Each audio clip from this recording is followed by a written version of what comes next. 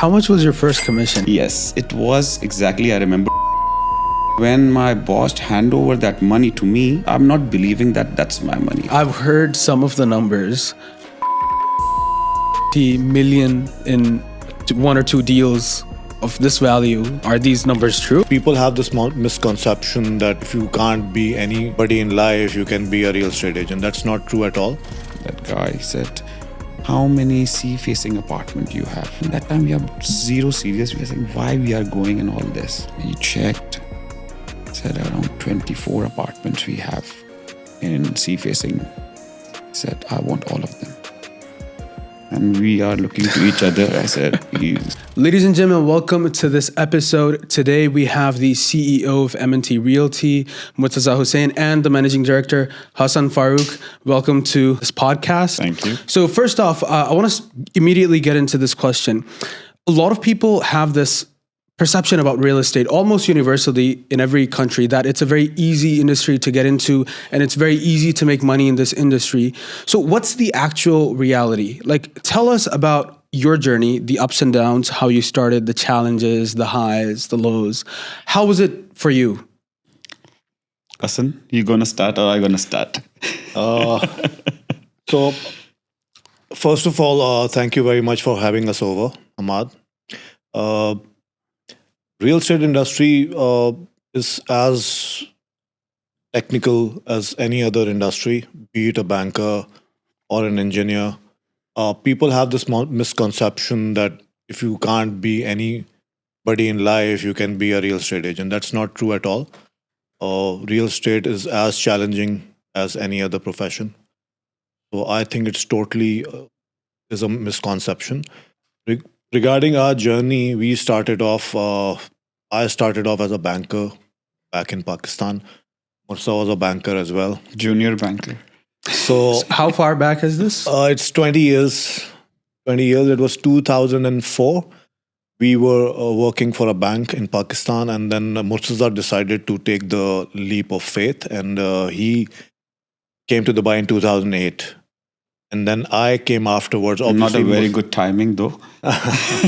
2008, and you know how the economical financial meltdown happened in 2009. But it really made Murtaza what he is today, because he entered the market when it was really difficult. Because when he came here in 2008, 2009, the whole economical meltdown started. I came afterwards. Obviously, Murtaza, since we were good friends, and you know how things are in Pakistan. So Murtaza convinced me, poached me, and dragged me here, literally here in Dubai. So I came in 2015, and so we know each other for the last 20 years, but we are working together for the last, let's say, 10 years. Yeah. So how was your start like in real estate? Good question. But it's in 2007, the market of banking is not doing well. Okay. And I was planning to move. And is this before the crisis hit? It is. It was before crisis. So I just planned to come to Dubai and explore the market and see how it's going to work. And I came here with very less money in my pocket. And I start living in Sharjah and start to find a good job or something with basic salary or like this. But I didn't get much good offers. My wife actually got a better offer than me. And then we start working, very less money and everything. Traveling in bus and all this. But yeah, then I got a good mentor. It's in your life, actually, I believe mentors are very important. And right people who can hold your hand and treat you well and guide you.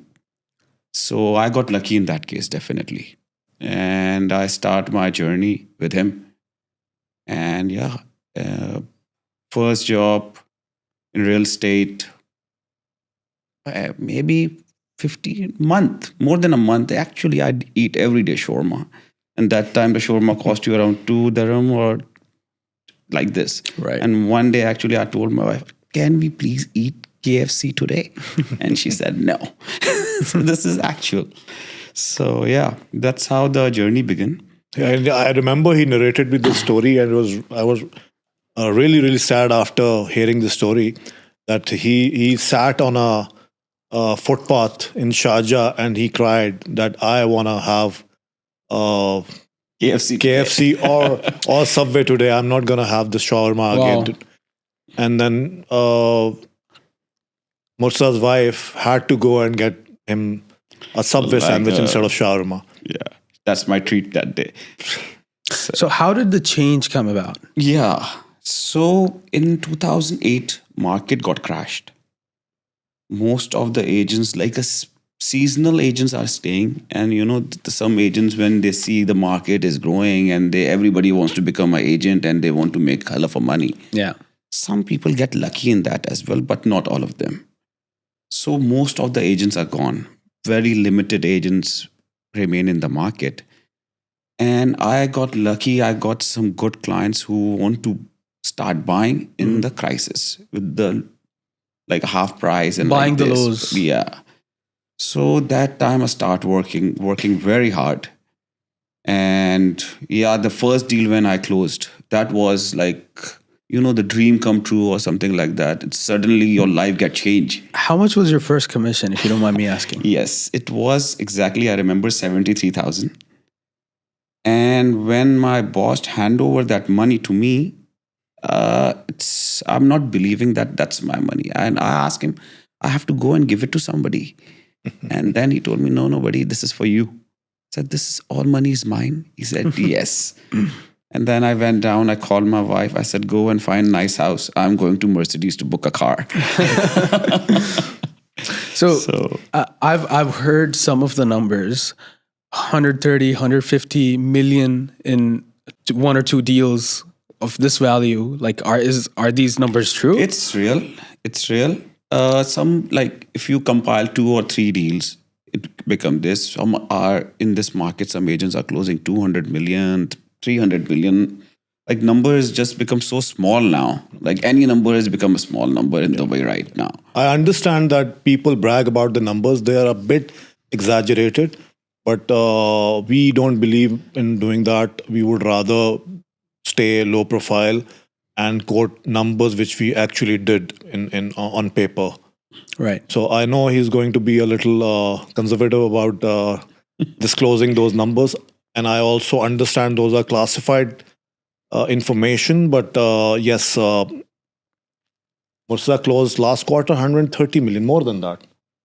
Yeah. So these we don't believe in bragging about numbers. I also understand people say you gotta blow your own trumpet, but I believe that we should stick to the reality and always be honest about the numbers. From shawarmas to 150 million, what was the key to this success? What was some of the things that you can identify now and say this is the reason? I remember very good one say when I was in bank, my boss told me, Mursa, don't work like a donkey. Mursa, work like a smart donkey. So I just took what I want to, and I'm not a very hardworking guy, to be honest. I work very casually. Some people are saying that you work like a doctor, like 2 to 5, or like, the patients are outside. It's not like that. I work hard, but it doesn't show. But I think you have to be focused. And like the community expert people, right now, I think people are not believing on this. They become a general physician type of doctor, that I will do everything in this market. They are not specialized. If you want to be a successful, can I take the names, like my mentors and all? Sure. Yeah. Thomas is my boss, Thomas Gassimi. And he told me when I was started, and he told me that, Mursa, you have to work in JBR only. And I was and I'm not making money in those days as well. But he told me that you just work on JBR. You have to be focused on JBR. 2-3 months, I didn't close anything. But after that, it's like rain of leads and clients, because they know that I am the specialist of JBR. I know inside out. So yeah, you have to be focused. Waterfront property, DP just came up with JBR. JBR was a big thing there, and you become a specialized person for JBR. So you have your. So for both of you, during that time or after that time, what would you say has been like some of your most craziest deals, or like some of the highlights, like some instance which you still remember? I remember one very funny deal, and it's one of the funniest deal actually I did in 2008 when the market got crashed, and one of my buyer, he's a French buyer, I still remember him. I don't take his name. He wants to buy a Springs villa, and that time market got crashed, and suddenly the price gone down like 40%. The price went down. I told him, I said, don't buy right now. Just give him the penalty and get away with this deal. He was very adamant that, no, I want to buy this property. I don't care. And the seller, I called seller. I said, what's happening? He said, Mursa, please close this deal and I'll give you a beautiful gift. I said, okay. So anyhow, we just did that transaction perfectly.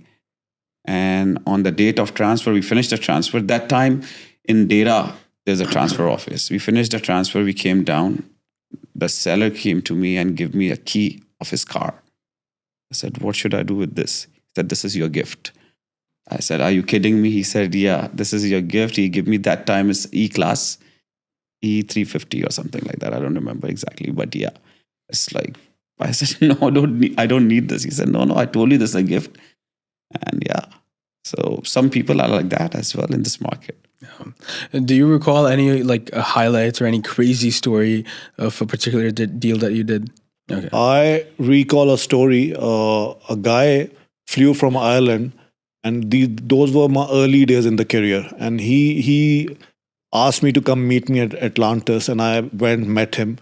And then he said, I already have a property, and then I just want someone to help me transfer this property into my company's name, which I just opened up, an offshore company.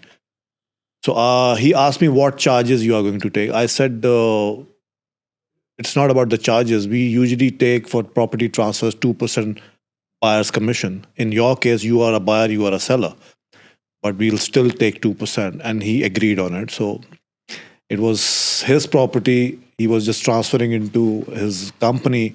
I just helped him, got that transferred into his own company's name, and I got 2%. And it was a quick deal. I will not charge any money from him.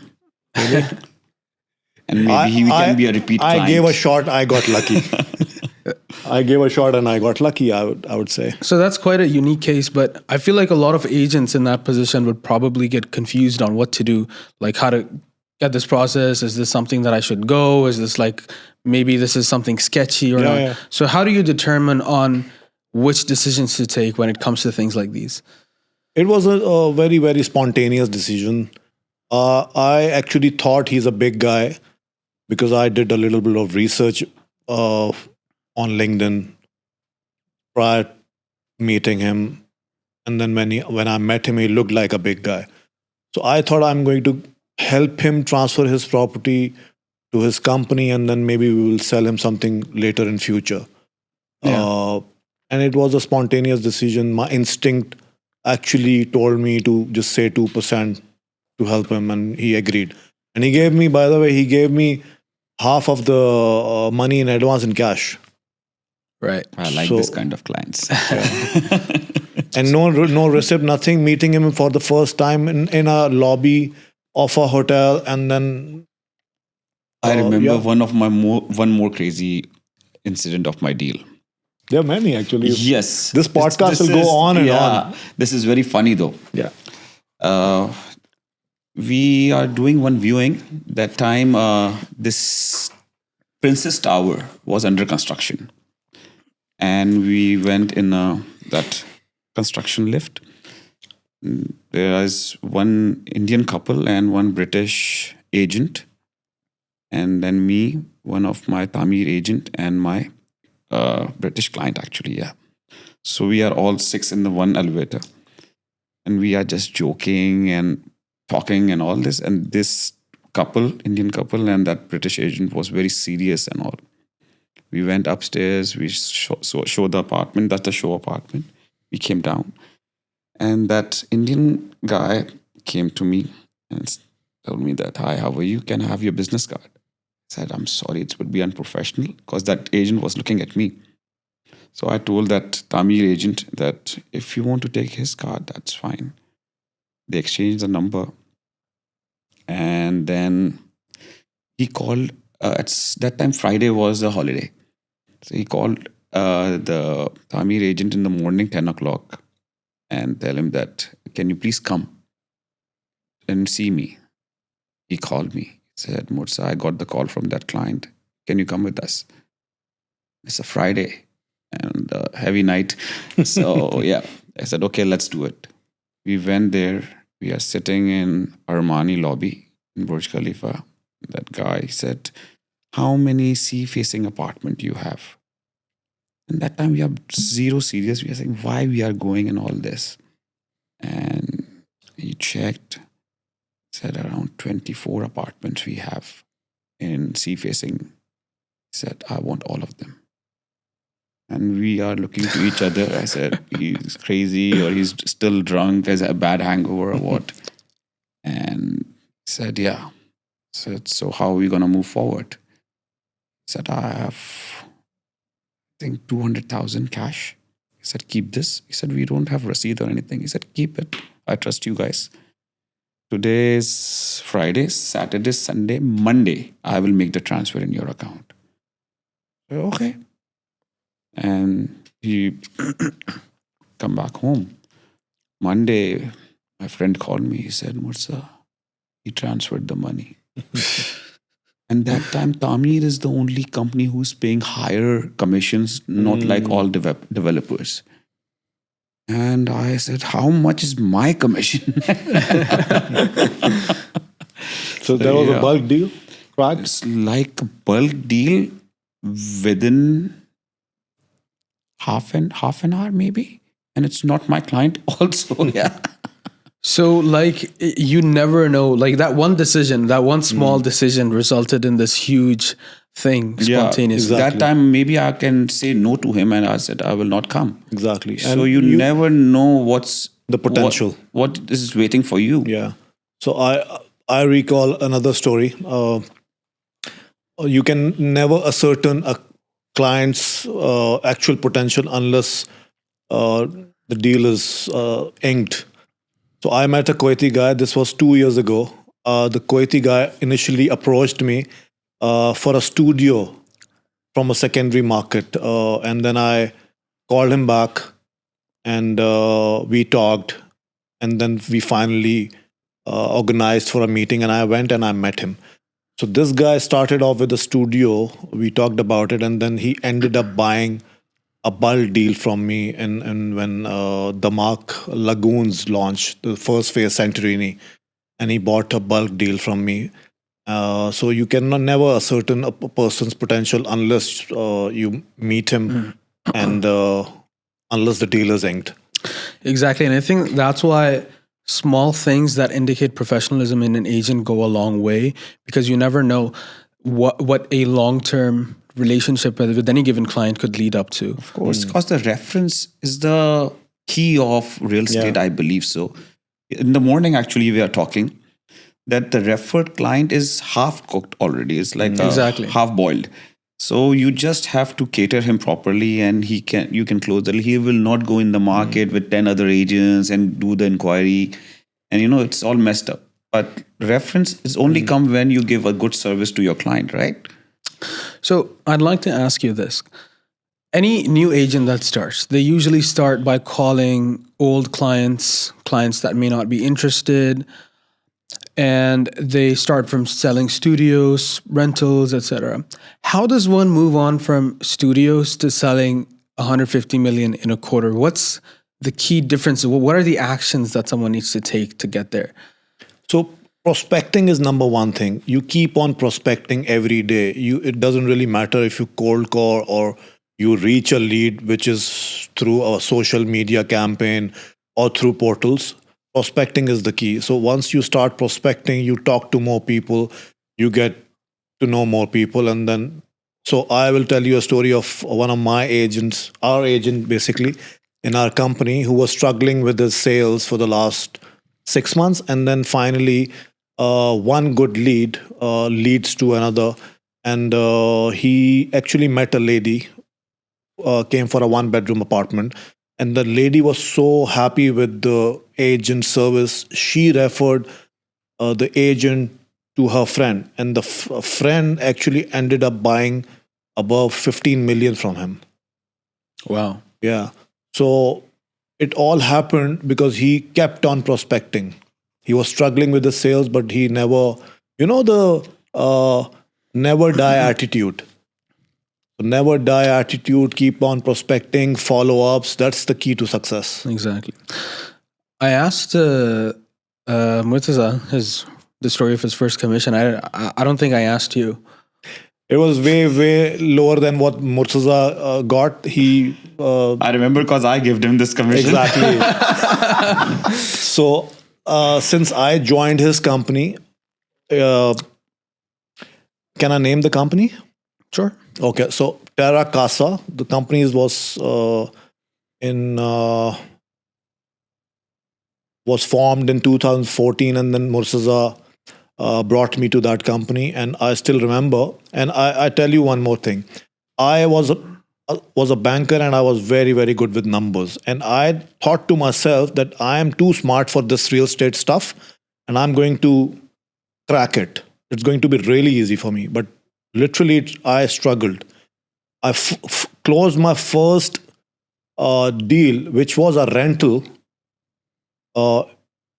after 3 months of my joining Terra Casa. That is the reason I personally think real estate is not that easy. Because everybody thinks that it's really easy. New people can come, join real estate and make millions. It's not that. It took me 10 years to build a portfolio, and I'm reaping the benefits out of it now. How much would you say is luck a factor in this? Very much.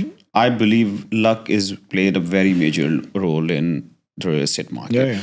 Because every day when you wake up and you are looking at the mirror and you are saying, today I'm going to close 50 million.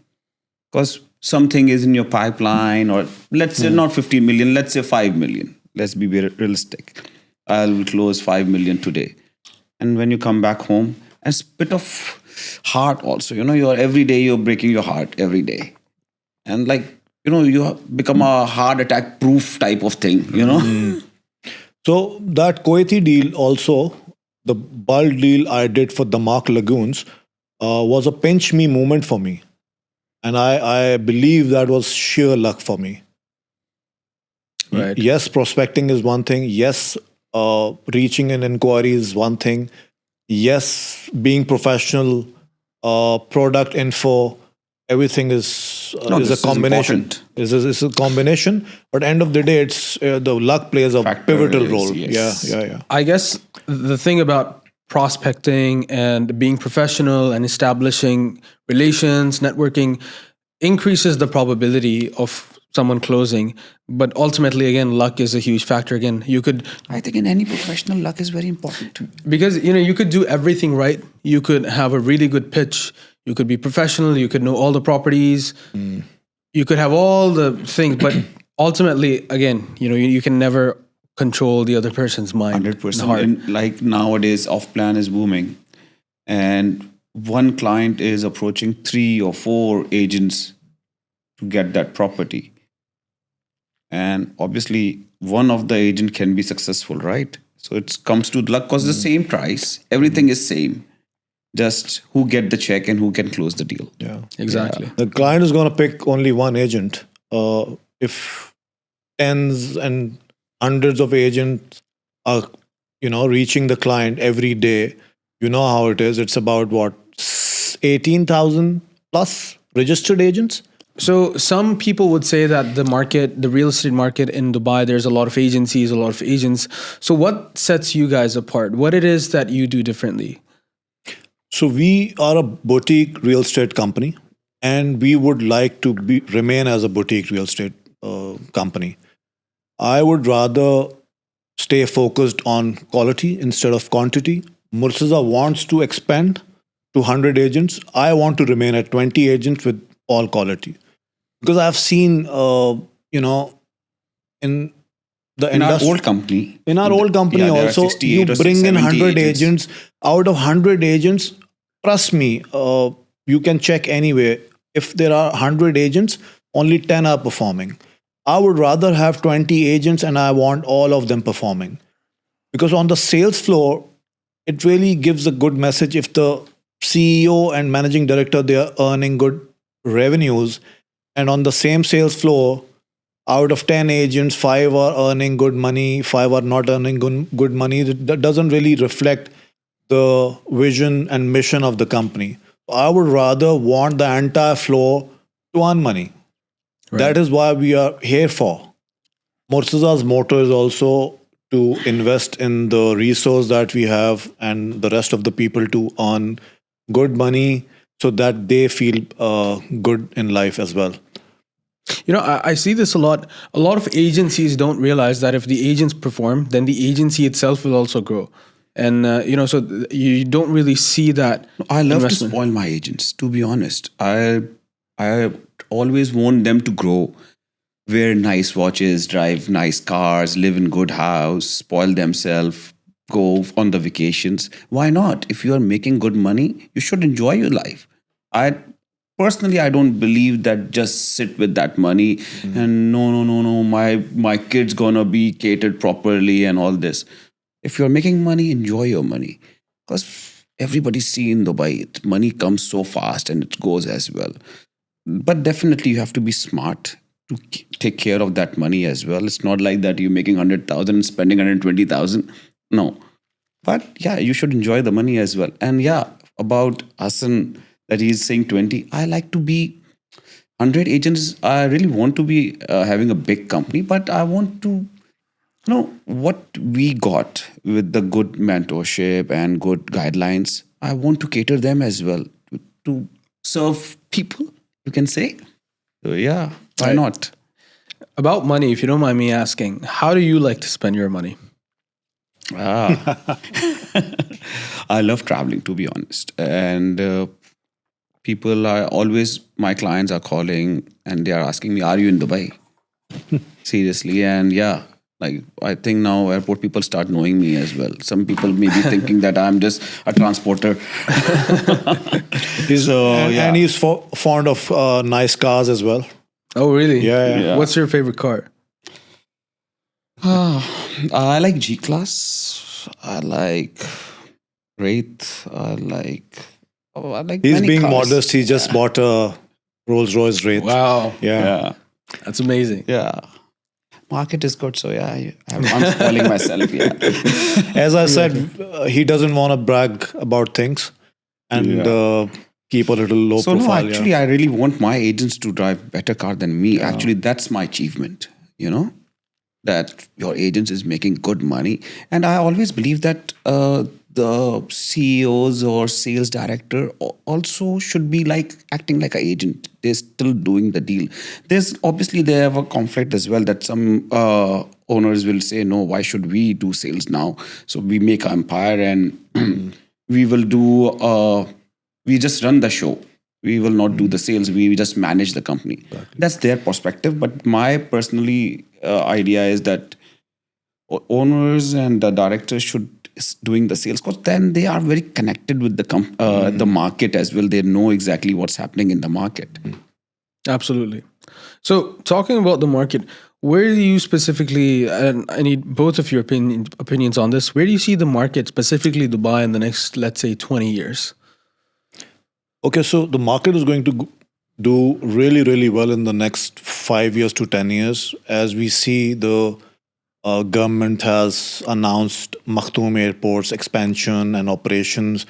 That is going to be a very, very big thing for Dubai's financial and economical growth. Plus, if you see, there is a report in Economic Times that till 2023, there were 68,000 millionaires in Dubai. Now it grew to 77,000. So anything bad happens in the world, Dubai is the beneficiary. Of course. So all this chaos around the globe, it really, really helped Dubai, because Dubai is the place to be. Because I guess you can phrase it like this: it has law and order, it has economic stability, it has it's the best place to do business essentially, and so that attracts people Safety. from exactly. Like if you travel and if you go any place in the world, and the way over here, there is a very funny incident happen. We are in one on the beach. There's a Salt restaurant. They serve burgers and all. So normally, what we do in Dubai right now, like we just put our mobile on the table and we just go and do the order because we have to just save the table. So there is one girl, and we just came back and we just sit on the table, and there's nothing on the table. So she came and she said, "This is my table." I said, "There is nothing on the table." So she said, "There's a straw. I put it." Seriously? Yeah. I said, "No, you can keep your mobile. Yeah, or yeah. you can keep your norm stuff." is your cell phone on the table. So she said, "How can I keep my mobile on the table?" Straw. So- That's funny.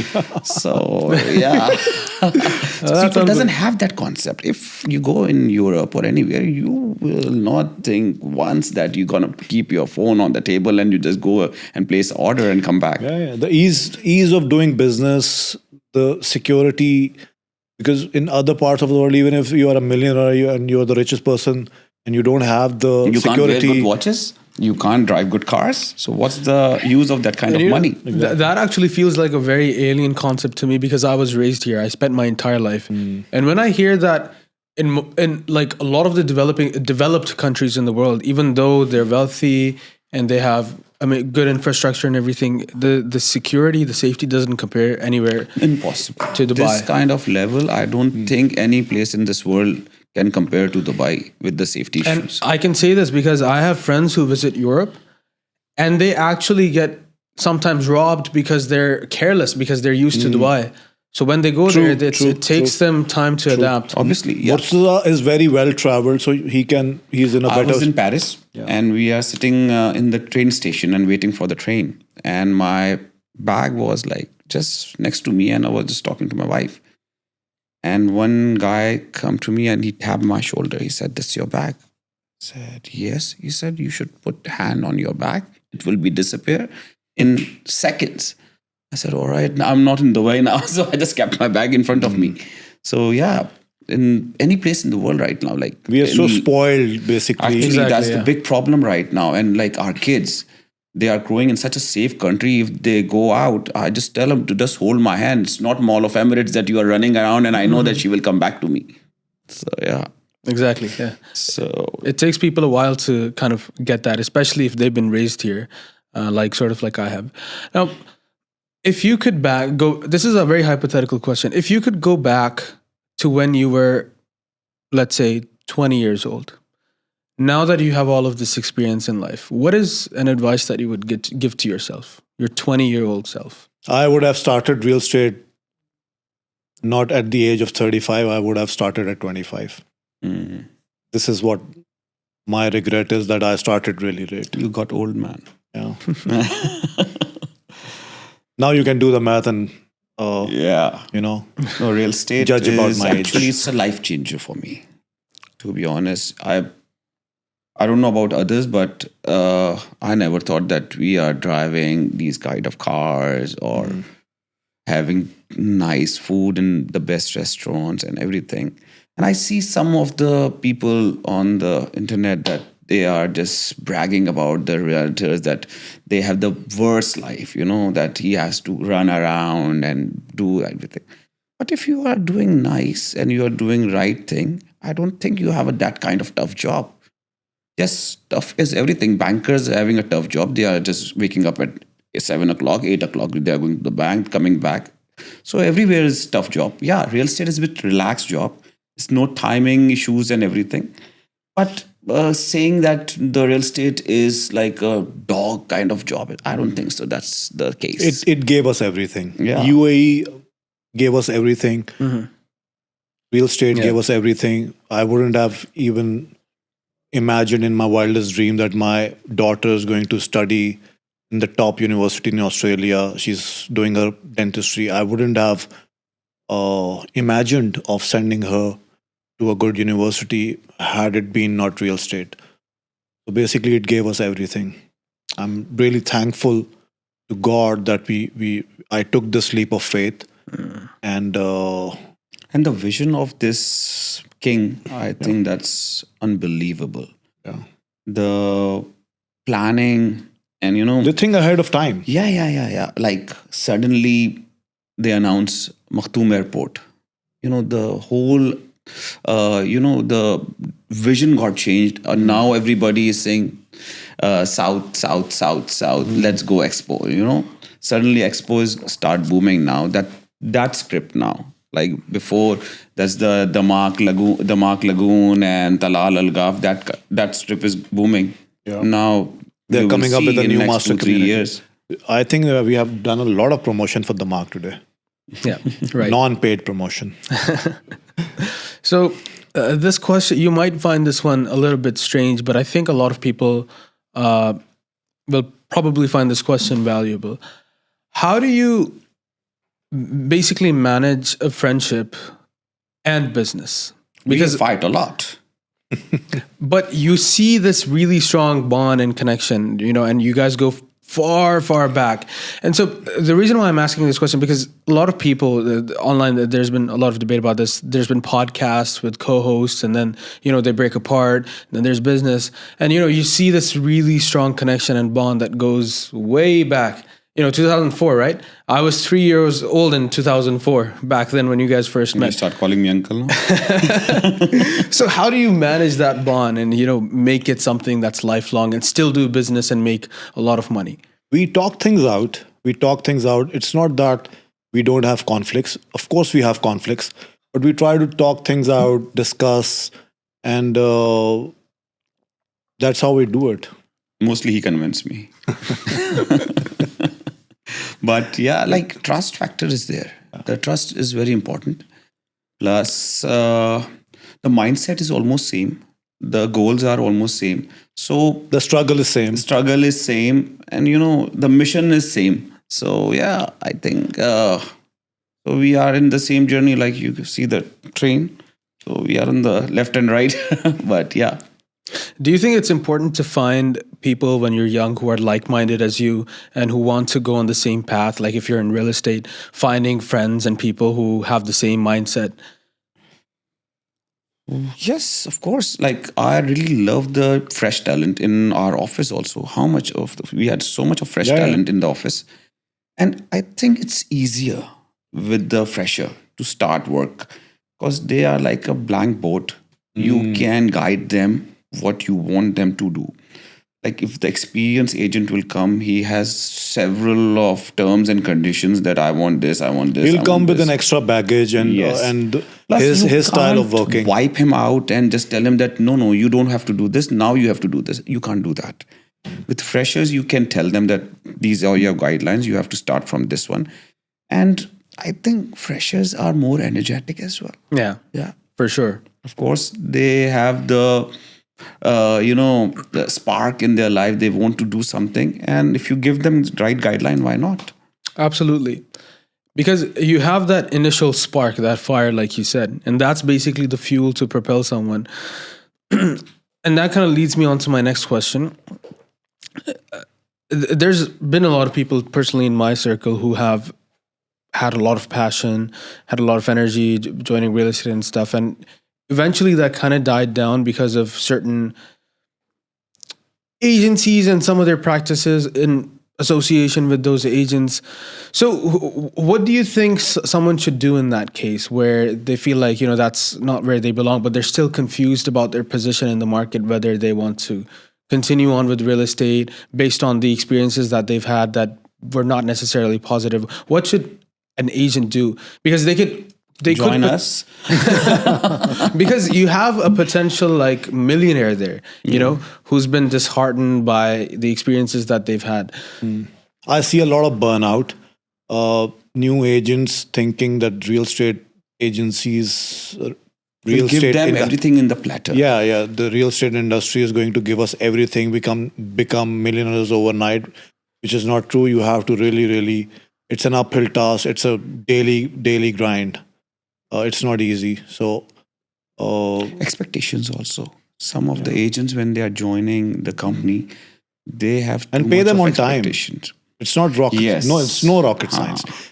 Pay them on time. Their hard-earned money. Because they're relying only on that money, right? Yeah. They are not getting any salaries. Why do some? Because you're a company owner. Why do some companies keep that money and not pay agents on time? Because that's a big They like issue. to buy watches as well, right? Because that's a big issue. I hear that from a lot of agents in some of the other companies that they get their commission really. They're like, what's the reason that some companies do this? I think that's their style of doing business, which is not a very, what do you say, The right way to the do right that. way to do, appropriate way to do business.